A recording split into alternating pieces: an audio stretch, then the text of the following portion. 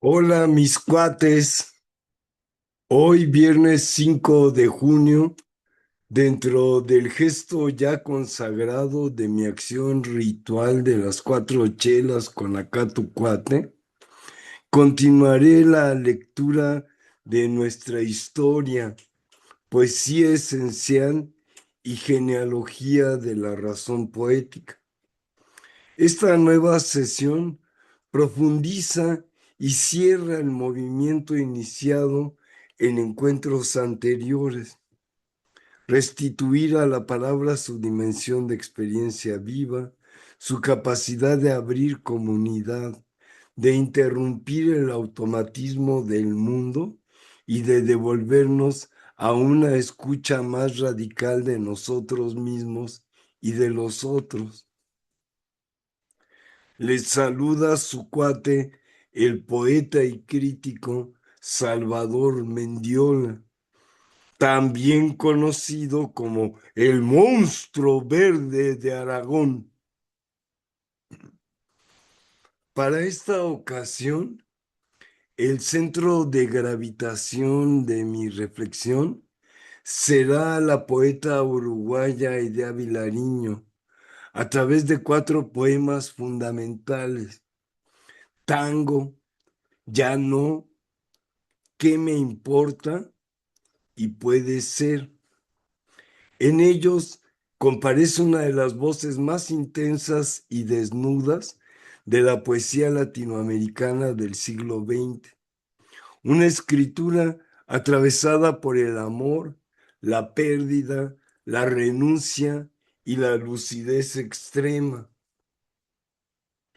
Idea Vilariño, nacida en Montevideo, Uruguay, el año de 1920 y fallecida en la misma ciudad en 2009, escribe desde una economía verbal rigurosa, donde cada palabra parece haber sobrevivido a una larga combustión interior. Su poesía despoja el lenguaje de ornamento para dejar aparecer una verdad afectiva inmediata, irreductible. En el poema Ya no, el amor se vuelve memoria imposible. En Tango, el deseo y la fatalidad se enlazan en una música nocturna. ¿En qué me importa? La subjetividad se enfrenta al vacío con una mezcla de desafío y cansancio. Y en Puede ser, la incertidumbre amorosa aparece como la última forma de esperanza. La obra de Vilariño realiza uno de los movimientos esenciales de la razón poética: transformar la experiencia íntima en una forma de conocimiento. Su escritura no busca explicar el dolor ni resolverlo, sino habitarlo con precisión extrema, hacer de él una forma de atención. En esa desnudez encuentra una potencia ética y estética singular: la poesía como verdad no reconciliada. Acompañando esta lectura, aparecerán cuatro figuras decisivas de la poesía contemporánea: Alejandra Pizarnik, Silvia Plath, Gary Snyder y Jaime Reyes. Cada uno de ellos abre un territorio distinto para pensar la relación entre lenguaje, existencia y comunidad. Alejandra Pizarnik convierte el poema en una exploración de los límites del yo, del silencio y de la desaparición. Su escritura trabaja sobre el borde de lo decible: la infancia, la muerte, el deseo y la fractura interior aparecen en una lengua intensamente condensada, atravesada por la tensión entre nombrar y callar. Pizarnik lleva la poesía hacia una zona de máxima vulnerabilidad, donde la palabra se vuelve a la vez refugio y abismo. Silvia Plath construye una poesía de enorme intensidad emocional y simbólica.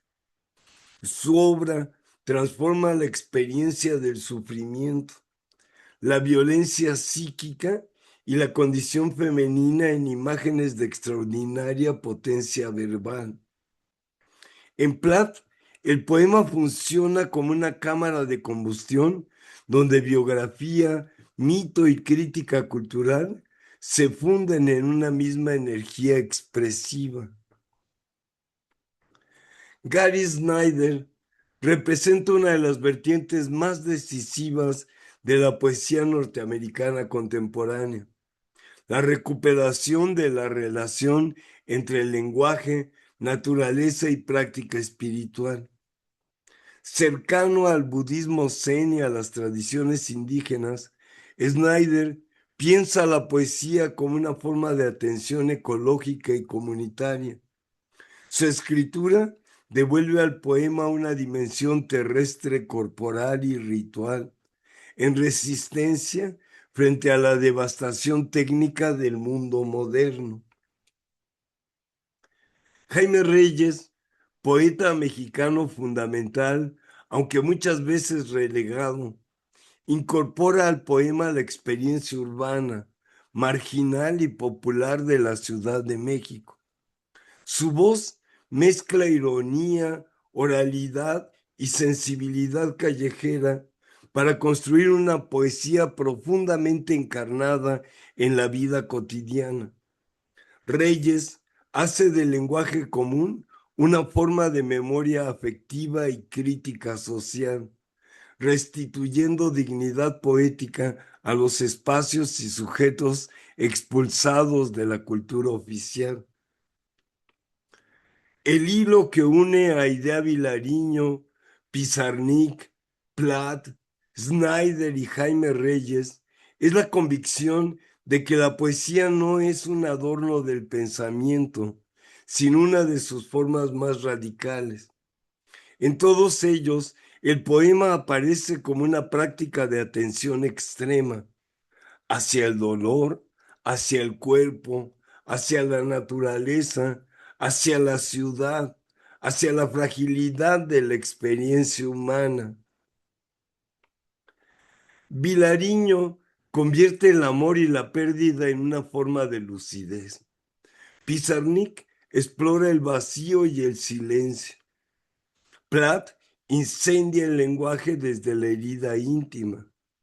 Snyder restituye la relación con la tierra y la comunidad. Jaime Reyes devuelve al habla cotidiana su potencia poética y crítica. Cada uno desde registros profundamente distintos amplía el horizonte de aquello que aquí llamamos razón poética, una forma de pensamiento encarnado, sensible e insurgente frente a las lógicas instrumentales que organizan la vida contemporánea. Esta nueva constelación realiza otro ingreso en nuestra historia, poesía esencial y genealogía de la razón poética. Una lectura que no busca únicamente comentar textos, sino activar en ellos una experiencia compartida de presencia, memoria y crítica.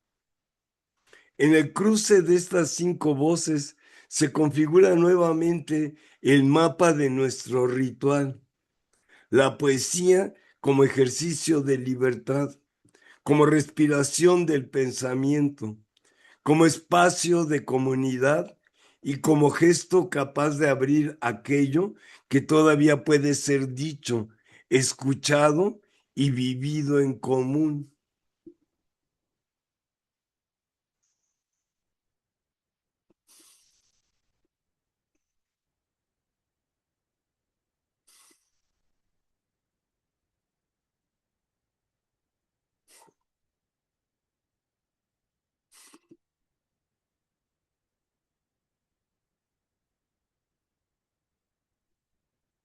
Leo ahora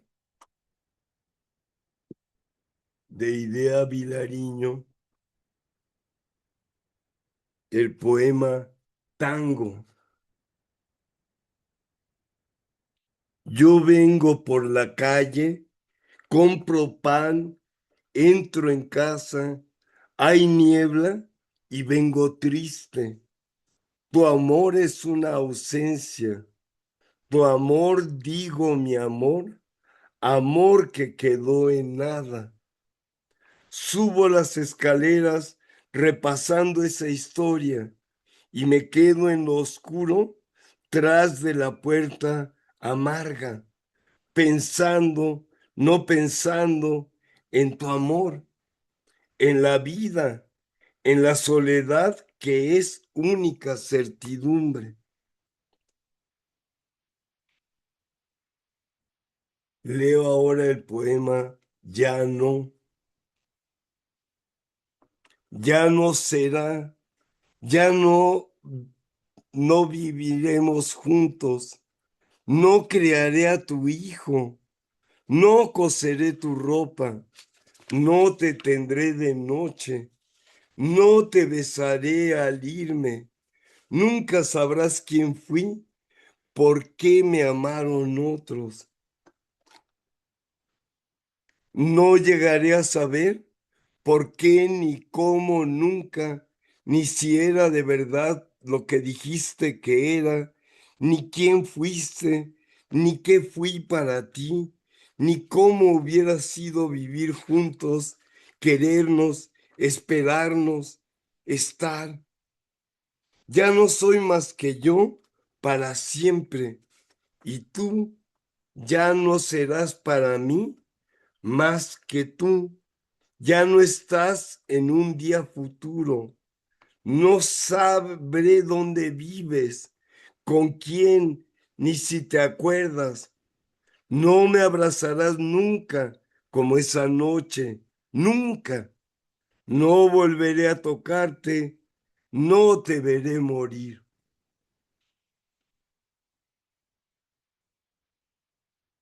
Leo ahora el poema ¿Qué me importa? ¿Qué me importa el amor?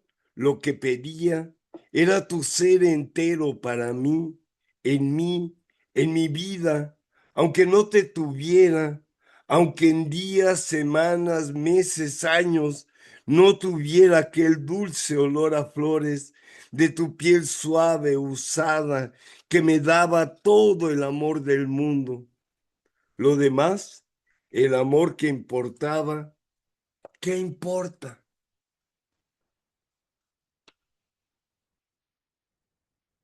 Y leo ahora el poema Puede ser.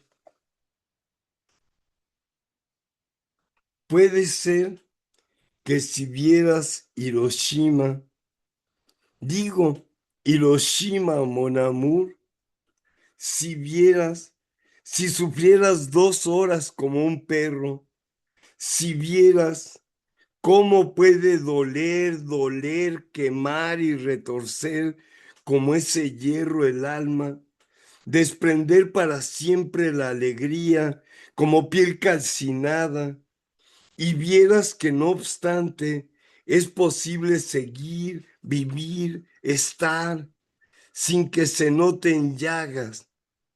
Quiero decir entonces, puede ser que creyeras, puede ser que sufrieras, comprendieras.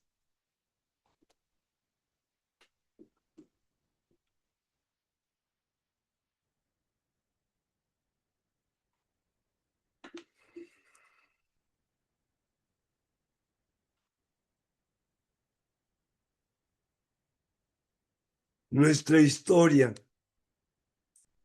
quinta parte, poetas esenciales, genealogía de la razón poética. Lleno de mérito, pero poéticamente habita el hombre en esta tierra.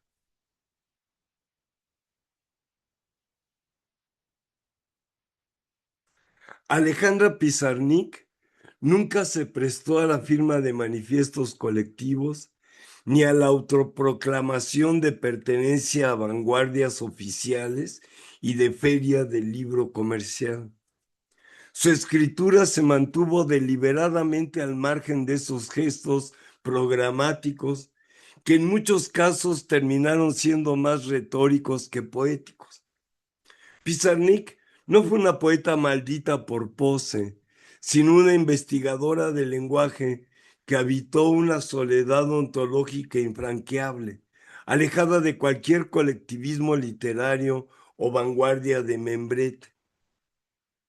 Flora Alejandra Pizarnik nació el 29 de abril de 1936 en Avellaneda, Buenos Aires, en el seno de una familia de inmigrantes judíos rusos.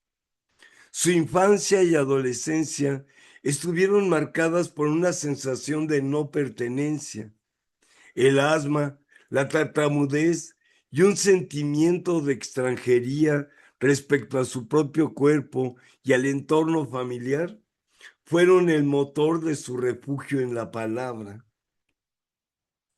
Estudió filosofía y letras en la Universidad de Buenos Aires y se formó en pintura con Juan Batlle, de quien heredó una sensibilidad por el surrealismo metafísico. Sin embargo, su verdadera transformación ocurrió en París, donde vivió entre 1960 y 1964. Allí trabajó para la revista Cuadernos y realizó traducciones de Antonin Artaud y Aimé Césaire. En este periodo entabló amistad con figuras como Julio Cortázar y Octavio Paz. Pero incluso en esos círculos de alta cultura, Alejandra mantuvo su soledad necesaria. No buscaba el cobijo de los grupos, buscaba, en sus propias palabras, hacer el cuerpo del poema con su propio cuerpo. A su regreso a Buenos Aires, su obra alcanzó una depuración extrema con libros como Extracción de la Piedra de la Locura de 1968 y El Infierno Musical de 1971. Su vida terminó el 25 de septiembre de 1972 tras ingerir una dosis letal de seconal sódico durante un permiso del hospital psiquiátrico donde estaba internada. Su muerte no fue un acto romántico, sino el cierre de una búsqueda donde el lenguaje ya no podía contener la presión de su silencio interior. La poesía de Pizarnik no busca comunicar experiencias cotidianas, sino explorar el límite donde la palabra deja de ser sonido para convertirse en presencia o ausencia pura. Pizarnik practicó una poesía esencial que se alejaba de la verborrea de las vanguardias mediocres. Su estilo evolucionó hacia la brevedad máxima, poemas que son apenas un destello o una herida en la página blanca. Para ella, el poema era un lugar donde la infancia y la muerte se daban la mano. No había espacio para el adorno ni para la experimentación vacía con licencias gramaticales sin porvenir. Cada palabra era elegida con una precisión quirúrgica, casi mineral. Alejandra Pizarnik es la antítesis del poeta de grupo. Mientras otros se agrupaban para dictar qué era lo nuevo o para firmar proclamas estéticas que el tiempo ha demostrado irrelevantes, ella se sumergía en una labor solitaria de desmantelamiento del yo. Pizarnik comprendió que las vanguardias que se autodeclaran como tales suelen ser solo reflejos de una necesidad de pertenencia al mercado o a la historia oficial. Su vanguardia no era un ismo más, sino un enfrentamiento radical con la imposibilidad de decir la verdad a través del lenguaje heredado. A diferencia de los poetas que buscan legitimación en la academia o en los movimientos políticos de turno, Pizarnik se mantuvo fiel a su propia noche. Su independencia le permitió explorar temas prohibidos o ignorados por el rebaño: el erotismo oscuro, la fragmentación de la identidad y la relación violenta entre el sujeto y la palabra. En su etapa final, especialmente en textos como La Condesa Sangrienta y sus diarios, la fragmentación de la frase y la incursión en la prosa poética demuestran que Alejandra ya no creía en la unidad del ser. Su poesía es esencial porque llega al hueso de la angustia humana sin el anestésico de la rima fácil o la metáfora decorativa. Su soledad era un método de conocimiento. Al no pertenecer a ninguna escuela, pudo observar el lenguaje desde fuera, tratándolo como un objeto extraño, peligroso y en última instancia insuficiente. Alejandra Pizarnik permanece como una figura solitaria en la literatura hispanoamericana. No fue la vanguardia de un movimiento vacío, sino la vanguardia de sí misma. Su obra es el testimonio de alguien que prefirió el riesgo de la locura y el silencio antes que la comodidad de firmar un manifiesto que solo servía para ocultar la mediocridad del pensamiento y mejorar las ventas de alguna editorial. Su soledad necesaria es lo que hoy permite que sus poemas sigan quemando la mano de quien los lee, lejos de cualquier moda literaria. La obra El infierno musical de 1971 constituye uno de los momentos de mayor condensación estética y ética en la trayectoria de Alejandra Pizarnik. Es un libro que nace de un conflicto radical, el enfrentamiento entre el lenguaje y aquello que excede toda posibilidad de decir, antes que un ejercicio hermético o un desborde irracional. Es un proyecto de lucidez extrema que intenta llevar la palabra al borde mismo de su disolución, sin renunciar jamás a la exigencia crítica sobre su propio funcionamiento. La potencia del libro no reside en el escándalo, ni en lo fantasmagórico o en lo delirante, sino en la disciplina minuciosa con la que la poeta captura la fractura interna de la experiencia humana, la tensión entre la necesidad de nombrar y la imposibilidad constitutiva de hacerlo plenamente. A diferencia de etapas anteriores de Pizarnik, donde prevalecía una imaginería simbolista y una subjetividad marcada por la confesión, el infierno musical muestra un desplazamiento. La lengua deja de ser instrumento para volverse campo de experimentación. No se trata aquí de una espontaneidad caótica. Por el contrario, el libro está gobernado por una precisión casi quirúrgica.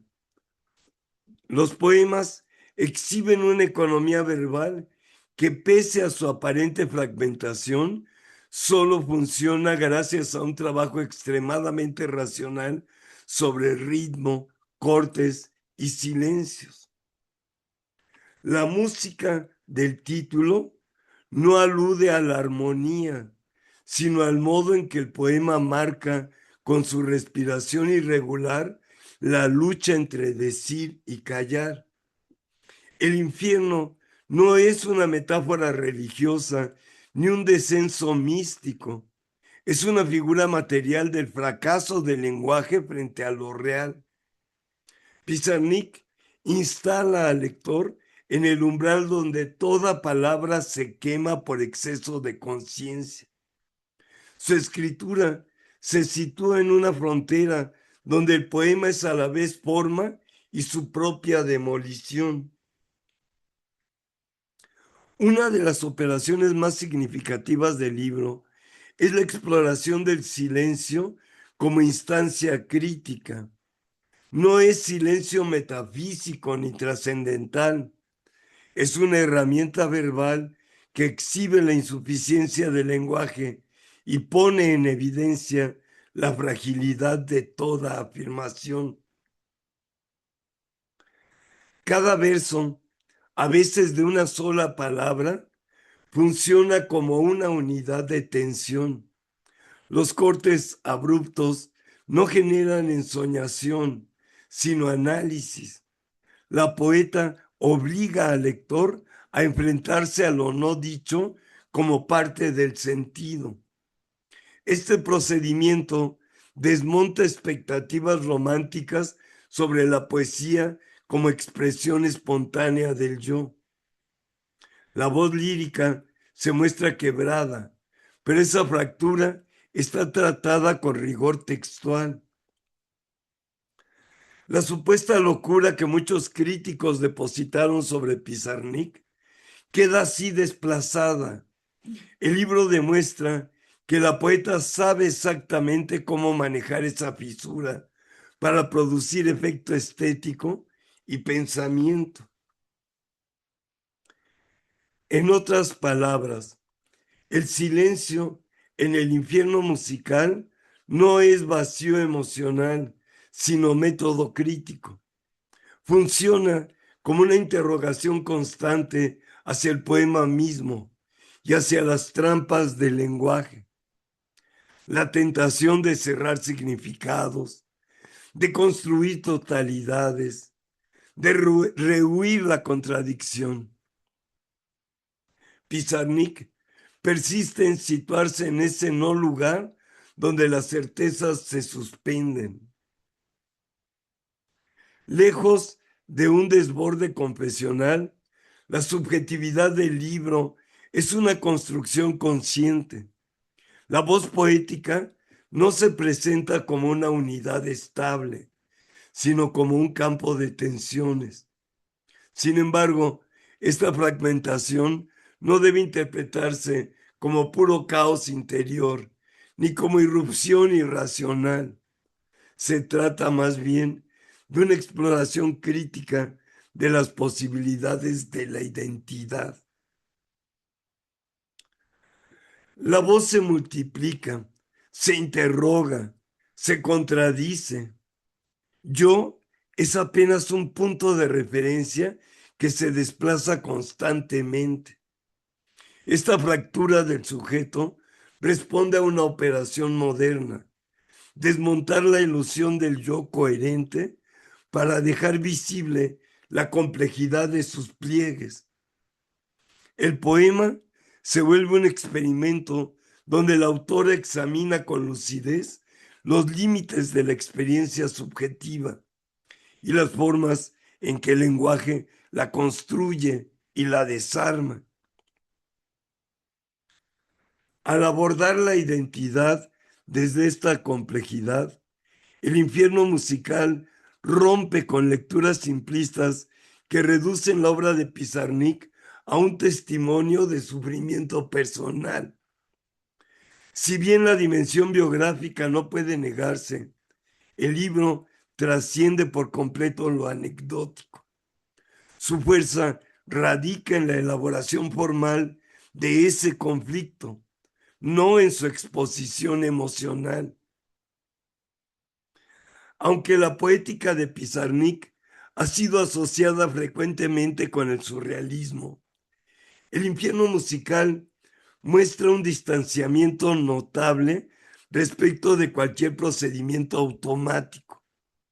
El onirismo que aparece en algunos poemas está controlado, pensado y subordinado a una arquitectura verbal exigente. Más que de imágenes irracionales, el libro se nutre de un diálogo tenso con la literatura que le precede. Hay ecos de Rimbaud, de Mallarmé, incluso de la tradición mística, pero filtrados por una conciencia crítica de su legado. Pizarnik retoma esas voces para interrogarlas, nunca para imitarlas. La intertextualidad funciona como un modo de evaluar los límites de lo heredado, de poner a prueba la capacidad del poema para cargar, desbordar o pulverizar esos modelos. Esta operación contribuye a desmontar cualquier lectura alucinada. Pizarnik no sigue un impulso visionario, sino un movimiento intelectual preciso que cuestiona las promesas y los fracasos de la tradición poética. El infierno es también el territorio de esa discusión con la historia de la literatura. Lo que distingue al infierno musical de la poesía meramente oscura o experimental es que la ruptura aquí siempre está orientada por una ética. El libro no busca provocar por el mero hecho de hacerlo, sino pensar desde el límite. La lucidez de Pizarnik es devastadora porque no se permite engaños ni consuelos. Cada poema es un acto de responsabilidad frente a la palabra, un reconocimiento de su potencia y al mismo tiempo de su insuficiencia. Esta ética del límite es particularmente visible en la manera en que la poeta rehúye la ornamentación. El libro está despojado, concentrado, reducido a lo esencial. Ninguna imagen es gratuita, ningún giro lingüístico es ornamental. Ese rigor refuerza la dimensión crítica del libro. Para Pizarnik, escribir es exponerse a la verdad brutal del lenguaje, aceptar que toda forma de decir es tentativa y que la belleza, cuando aparece, es fruto de un combate. El infierno musical es una obra que exige un lector atento, dispuesto a enfrentarse a los silencios, a las fracturas y a la incomodidad. No es un texto hermético para iniciados, ni un ejercicio de misticismo literario.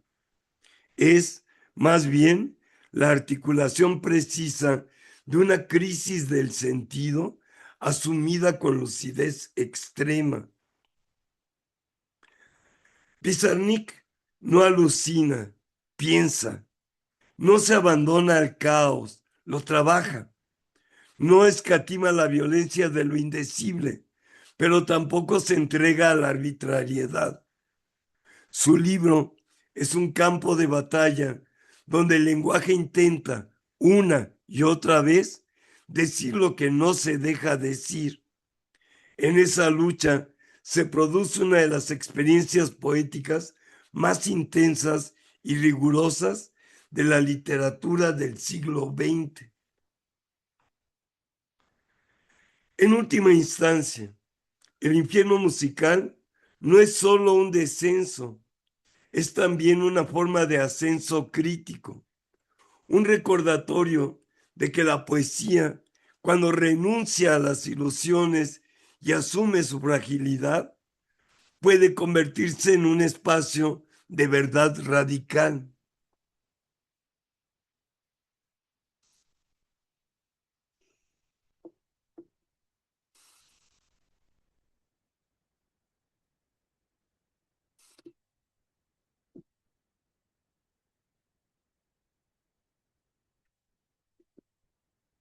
Salud, estamos en la primera.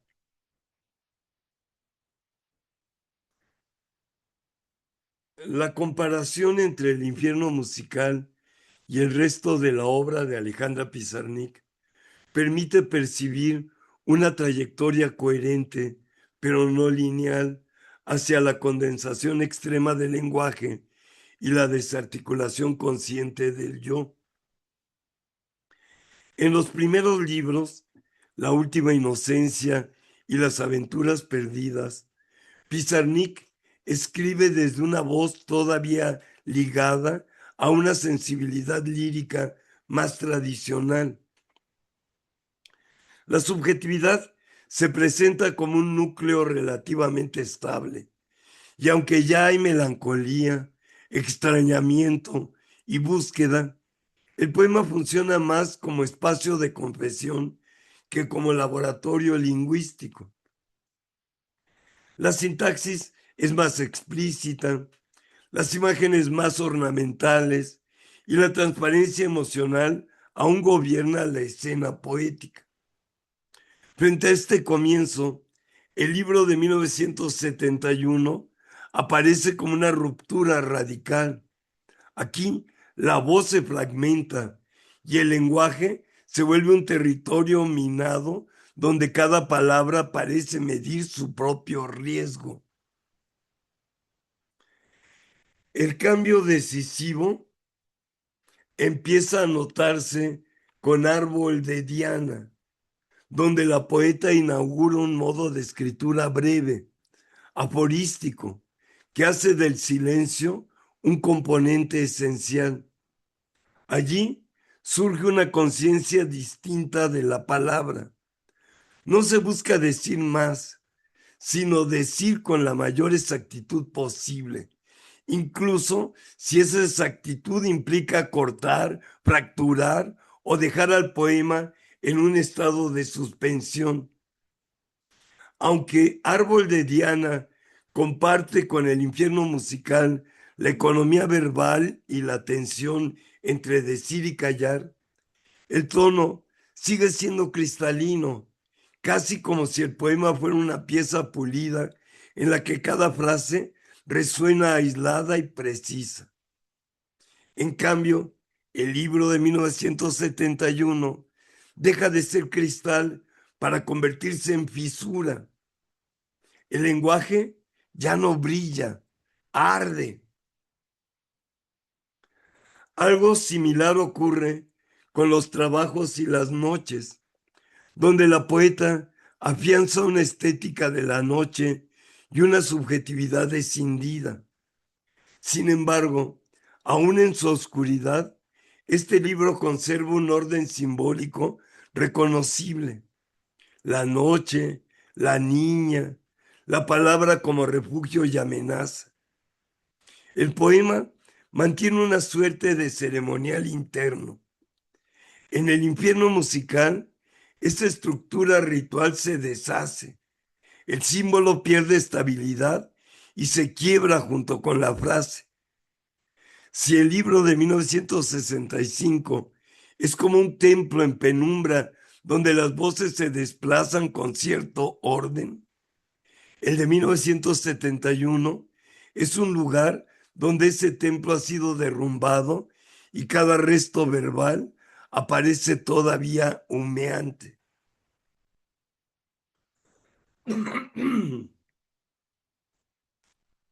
Con extracción de la piedra de locura, perdón, la exploración interna se intensifica y el poema incorpora una dimensión más discursiva o narrativa, pero siempre fracturada.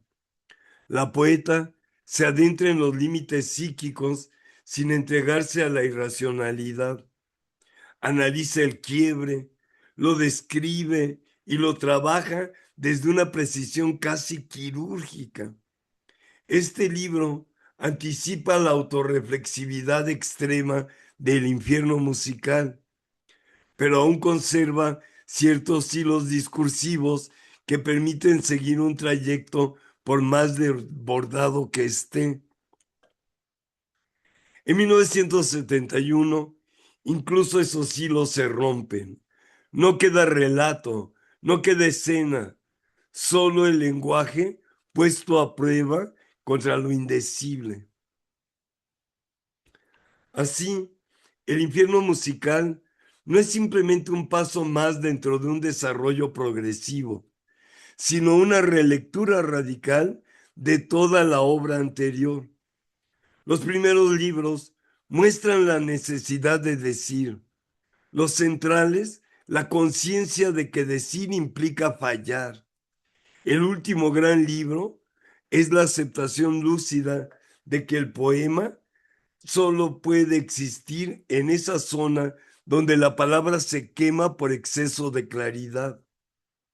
Lo que en Árbol de Diana era un aforismo preciso, en Los trabajos y las noches un ritual de sombras, y en Extracción de la piedra de locura un examen interno, se convierte en el infierno musical, en un territorio donde la lengua se mira a sí misma y encuentra su límite.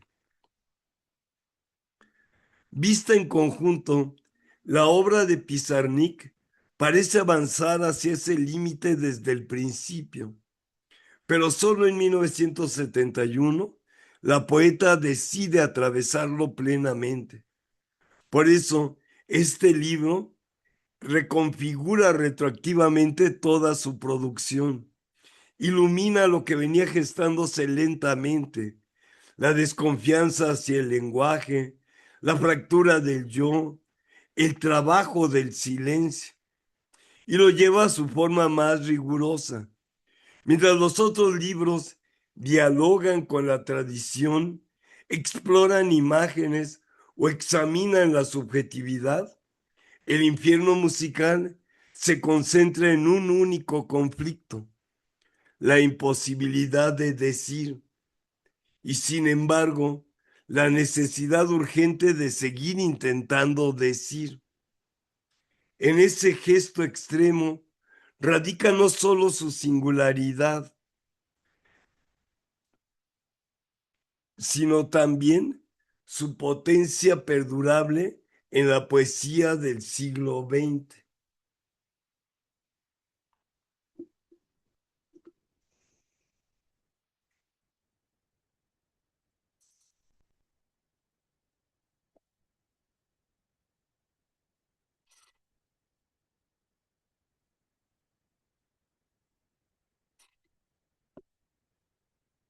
Salud, entramos a la segunda.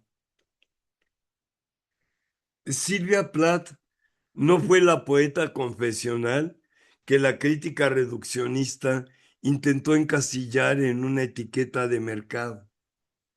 Fue ante todo una técnica suprema del lenguaje que habitó una soledad ontológica absoluta. Mientras sus contemporáneos en Estados Unidos e Inglaterra se agrupaban en movimientos académicos o beatniks para validar su existencia a través de la pertenencia, Platt operó desde un aislamiento radical, forjando una voz que no buscaba el consenso del rebaño de los maratones de poesía y las ferias del libro, sino la precisión del escalpelo. Silvia Plath nació el 27 de octubre de 1932 en Boston, Massachusetts. Su vida estuvo marcada por una disciplina intelectual feroz y una herida primaria, la muerte de su padre, Otto Plath, cuando ella tenía 8 años. Este evento no fue solo un trauma emocional, sino el inicio de su extranjería en el mundo. El padre se convirtió en la figura del coloso ausente que ella intentaría reconstruir y destruir a través del lenguaje. Su trayectoria académica en Smith College y posteriormente en la Universidad de Cambridge, con una beca Fulbright, proyectaba la imagen de una mujer de éxito rotundo. Sin embargo, detrás de esa fachada de perfección que la sociedad de los años 50 exigía, Platt libraba una batalla solitaria. Su matrimonio con el poeta Ted Hughes en 1956 la llevó a vivir en una tensión constante entre la maternidad, el rol doméstico y su necesidad imperiosa de creación. A diferencia de los poetas de su tiempo, que buscaban en el manifiesto político o estético una brújula, Plath encontró su centro en el aislamiento de su estudio. Tras su separación de Hughes y mudándose a un Londres gélido en el invierno de 1962, entró en un estado de gracia poética aterradora. En esos últimos meses de vida, antes de su suicidio el 11 de febrero de 1963, escribió la mayor parte de Ariel en las horas previas al amanecer, mientras sus hijos dormían. Fue una creación pura, gestada en la soledad más absoluta, sin el ruido de los cenáculos literarios. La poesía esencial de Plath se aleja de la mediocridad de la vanguardia impostada, porque no juega con las formas por capricho, sino por rigor. Su obra es una investigación sobre la identidad, la historia y la imposibilidad de la trascendencia. Plath no era una escritora de exabruptos emocionales. Sus manuscritos revelan una trabajadora obsesiva de la palabra, alguien que consultaba el tesauro o diccionario hasta encontrar el término que tuviera el peso fonético y semántico exacto. Mientras otros se declaraban vanguardistas por el simple hecho de romper la métrica, Plath dominaba las formas tradicionales, como la villanela o el soneto, para luego dinamitarlas desde dentro. Su vanguardia era una subversión técnica, no una pose estética. Plath nunca necesitó de un grupo para definir su poética. Su soledad era una elección metodológica. Aunque se le puede agrupar con Robert Lowell o Anne Sexton, Plath rechazaba la idea de que el poema fuera un simple diario íntimo. Para ella, el poema debía ser una máquina de vidrio, un objeto autónomo y frío que proyectara una verdad universal. Su interés por la mitología, el holocausto y la historia europea, presente en poemas como Daddy o Lady Lazarus, no era un préstamo decorativo, sino una forma de elevar su sufrimiento personal a una dimensión arquetípica. Esto la separa de la mediocridad de quienes solo pueden escribir sobre su propio ombligo sin transformar la experiencia en arte esencial. En sus últimos poemas, como Etche o Words, el lenguaje de Plath se vuelve mineral, blanco, definitivo. La fragmentación de sus frases ya no responde a un experimento formal, sino a la percepción de que el yo se está disolviendo en el paisaje. Es aquí donde Plath alcanza la cumbre de la poesía esencial, cuando el lenguaje ya no sirve para adornar la vida, sino para certificar el final del trayecto. La perfección es terrible, no puede tener hijos, escribió Sylvia Plath en The Munich Mannequins. La grandeza de Sylvia Plath reside en que nunca se vendió al espectáculo de la vanguardia. No fue una poeta de moda porque su obra era demasiado peligrosa para ser consumida como entretenimiento. Fue una investigadora independiente del dolor y del lenguaje que prefirió la soledad del amanecer frente a su máquina de escribir que la comodidad de ser parte de una manada literaria.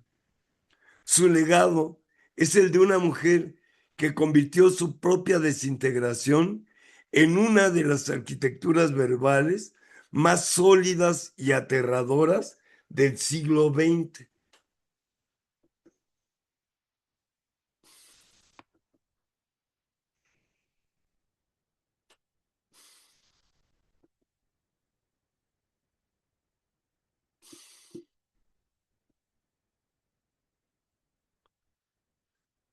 Gary Snyder, el único poeta de esta nuestra historia que todavía hoy está vivo. No es un poeta de la naturaleza en el sentido contemplativo o romántico tradicional. Es un investigador del terreno, un trabajador de la conciencia y un practicante de la ecología profunda que ha hecho de la soledad en el bosque y la montaña un método de conocimiento radical. Mientras gran parte de la vanguardia de su generación se perdía en el nihilismo urbano o en el estruendo de los manifiestos grupales, Snyder se alejó del rebaño para aprender los lenguajes no humanos de las rocas, el agua y los animales.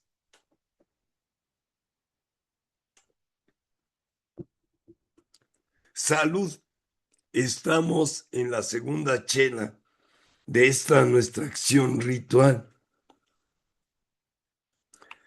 Gary Snyder nació el 8 de mayo de 1930 en San Francisco, California, pero creció en granjas de Washington y Oregon.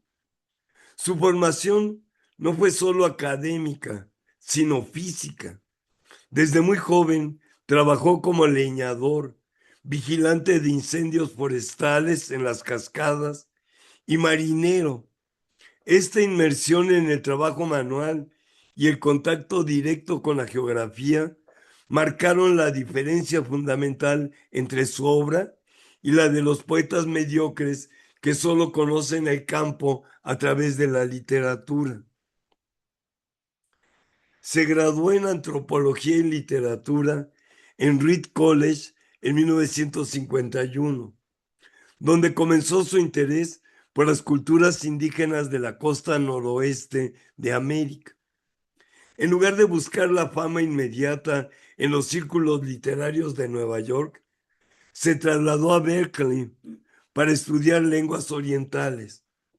En 1955 participó en la famosa lectura de la Sixth Gallery en San Francisco, donde Allen Ginsberg leyó Howl.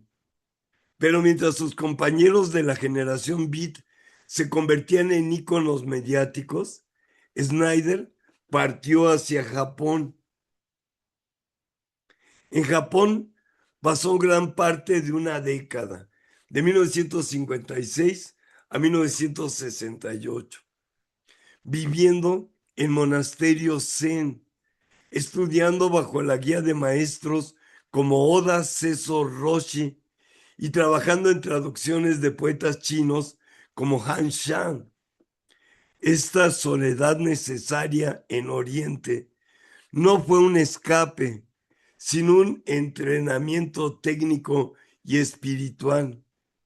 A su regreso a Estados Unidos, se estableció en la Sierra Nevada de California, construyendo su propia casa, donde ha vivido de manera autónoma, lejos de la estridencia de las modas literarias, realizando lo que él llama la práctica de lo salvaje. La poesía de Snyder es esencial porque elimina la división artificial entre el sujeto y el entorno. Su lenguaje es limpio, seco y directo, heredero de la precisión de los clásicos chinos y de la aspereza del trabajo en la montaña. Snyder rechaza la ornamentación. En libros como Rip Rap de 1959, el poema es visto como una calzada de piedras. Cada palabra debe estar tan bien asentada como una piedra en un sendero de montaña. La fragmentación en Snyder no es un juego de vanguardia, sino un reflejo del ritmo del cuerpo en el trabajo o del pensamiento que se detiene a observar el rastro de un ciervo. No busca impresionar con la retórica, sino con la exactitud de la observación.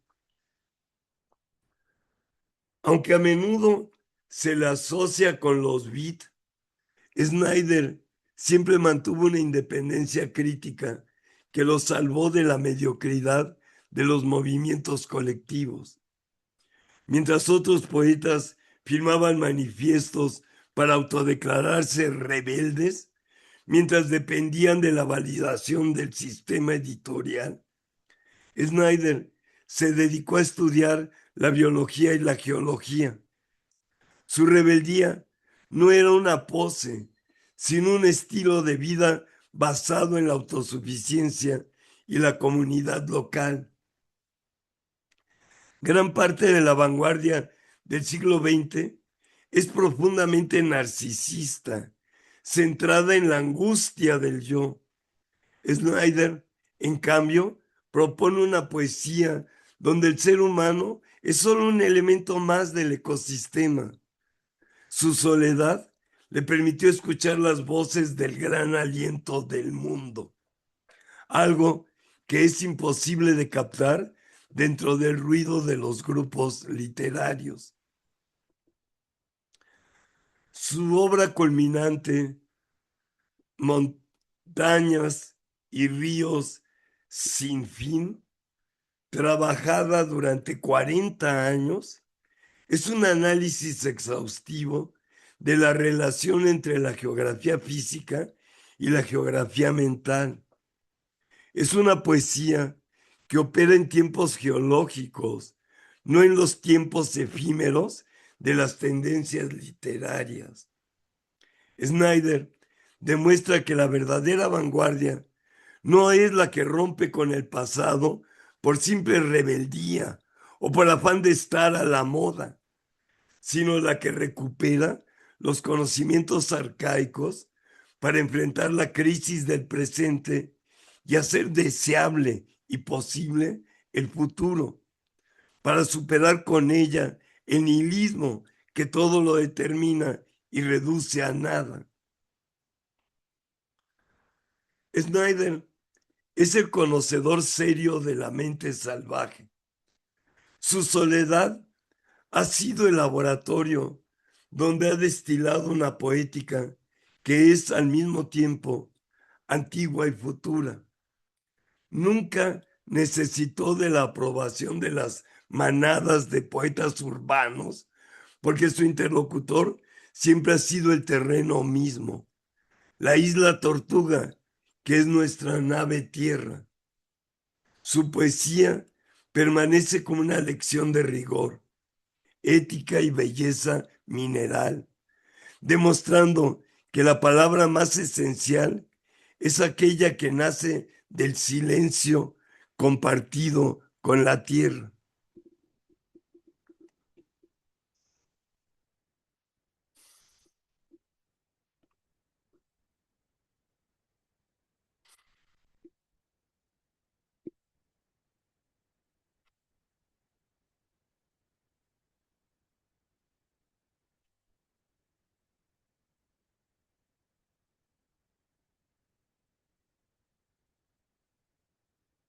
Salud, estamos en la chela esencial. Considero que todo este libro que es nuestra historia, poesía esencial y arqueología de la razón poética, lo he escrito para llegar a este capítulo, a este momento, porque considero que dentro de las personas que he podido conocer en persona, Jaime Reyes es la persona más poeta esencial que he conocido en mi vida. Jaime Reyes habitó la ciudad y el lenguaje como quien recorre una herida abierta, transformando la inmediatez de la calle en un rito de revelación donde lo cotidiano alcanza su peso metafísico más rotundo.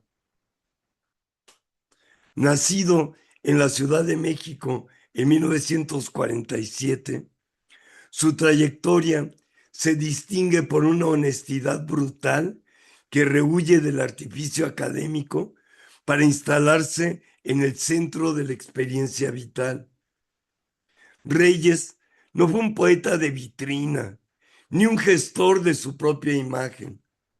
Su soledad necesaria fue la de quien decide mirar de frente el caos urbano y la fragilidad del cuerpo sin el auxilio de las modas literarias o el refugio de los cenáculos de poder que en su tiempo dictaban el canon de la mediocridad institucional.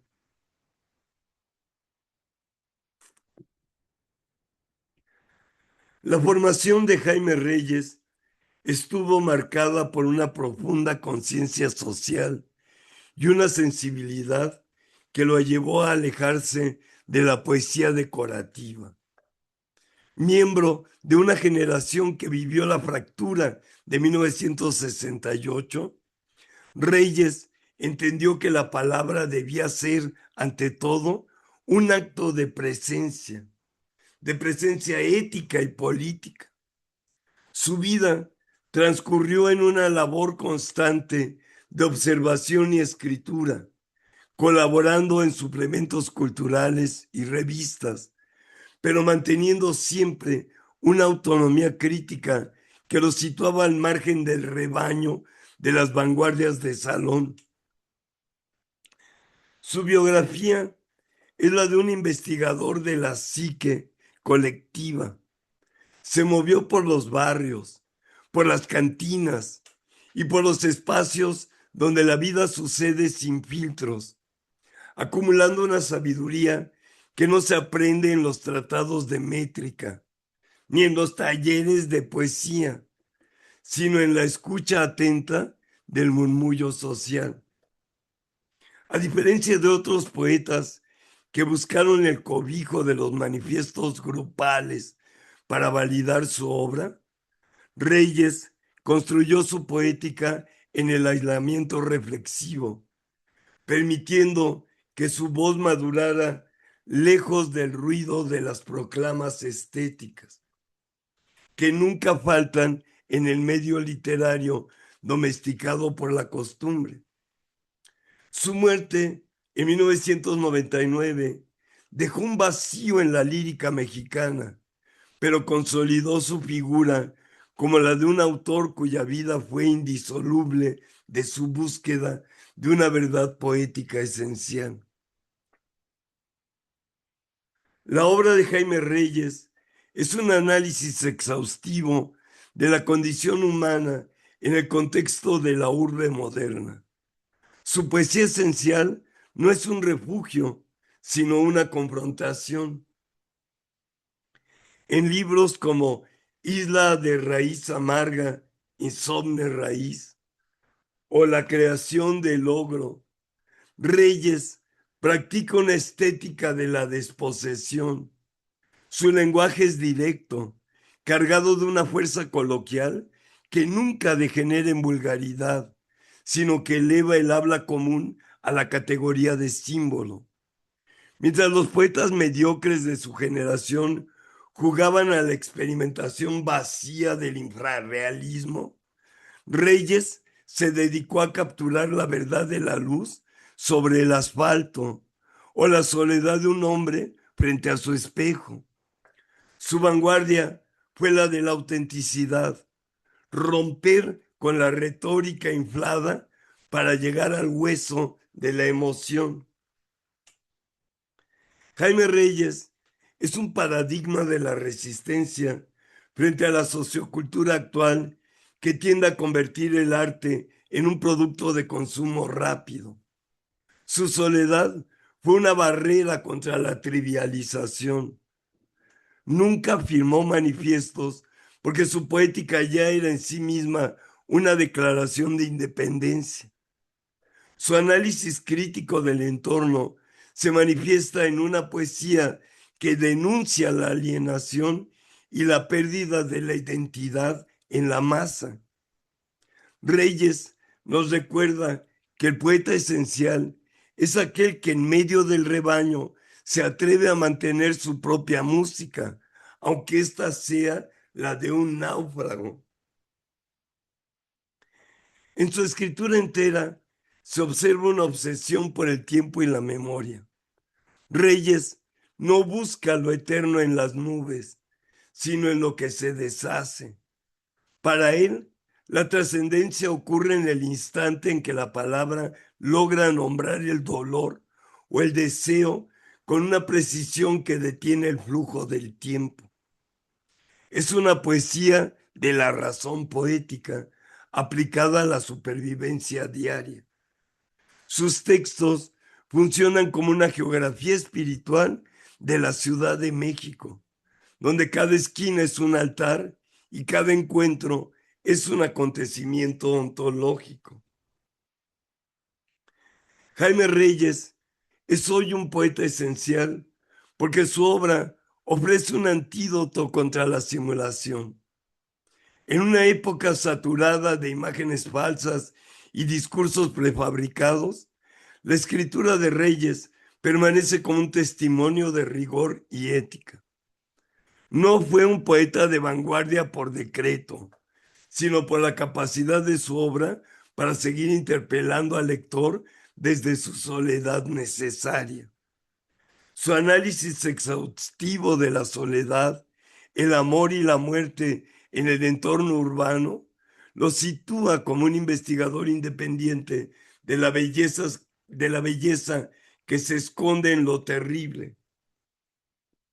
Jaime Reyes no necesitó manadas para ser escuchado. Su voz, solitaria y potente, sigue siendo la de aquel que se atrevió a decir la verdad en un tiempo de mentiras brillantes. Su legado es la prueba de que la poesía esencial muere con los manifiestos, porque vive en la persistencia de una mirada que no acepta concesiones.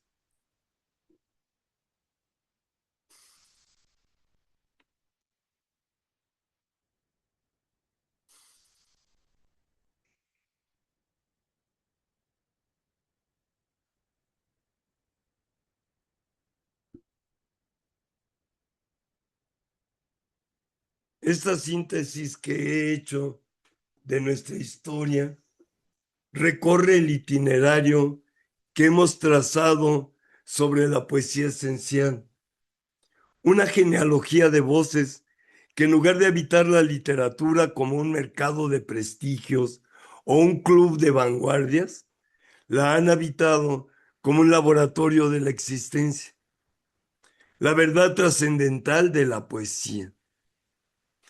A través de figuras de todos los tiempos, figuras tan disímbolas como Alejandra Pizarnik, Silvia Plath, Ana Akhmatova, José Gorostiza, Pierpaolo Pasolini o Agustín García Calvo, hemos identificado un patrón que no es de estilo, sino de ética creativa. La poesía esencial se define por la soledad necesaria, no como un aislamiento romántico, sino como una autonomía radical. Estos poetas no anduvieron en rebaño, rechazaron la seguridad que brindan los manifiestos grupales y las capillas literarias para sostener una mirada propia, a menudo incómoda y siempre independiente. Luego, la resistencia al manifiesto mediocre.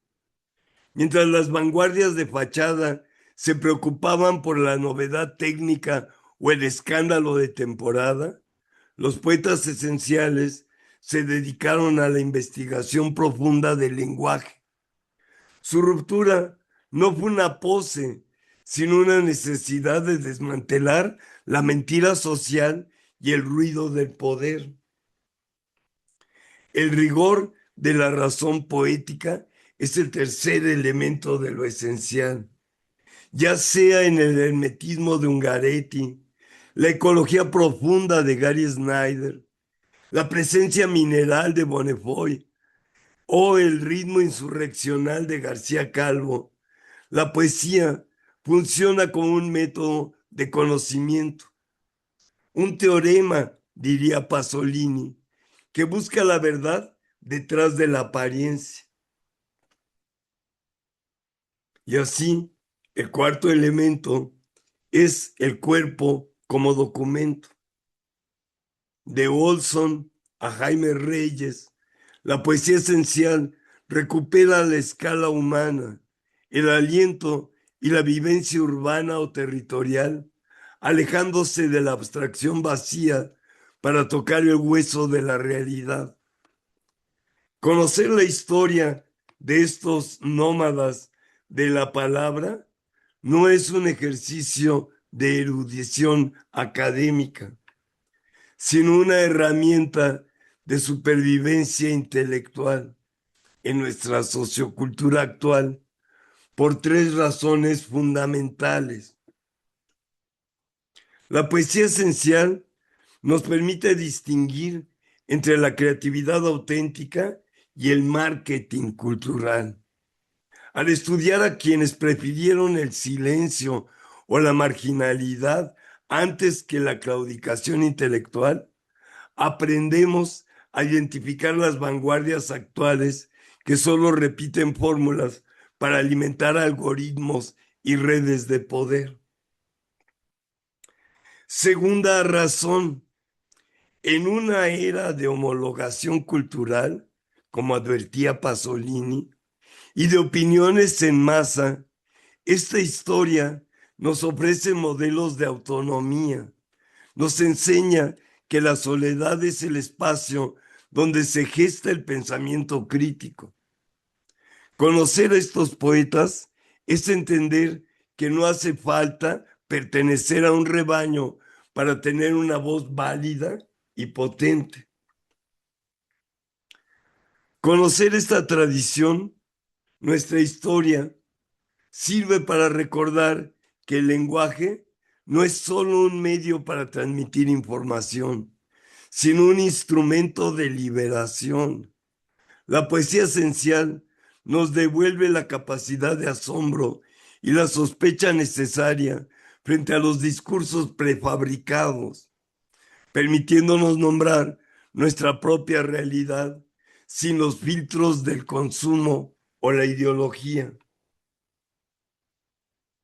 En conclusión, esta historia es un manual de resistencia. Sirve para entender que la cultura no es un edificio terminado, sino un campo de polémica y de debate, donde la poesía esencial actúa como la última línea de defensa de la dignidad humana y de la verdad rítmica frente al ruido de la mediocridad y la mala costumbre de la imitación y repetición mecánica de lo que ya pasó 100 veces en el pasado.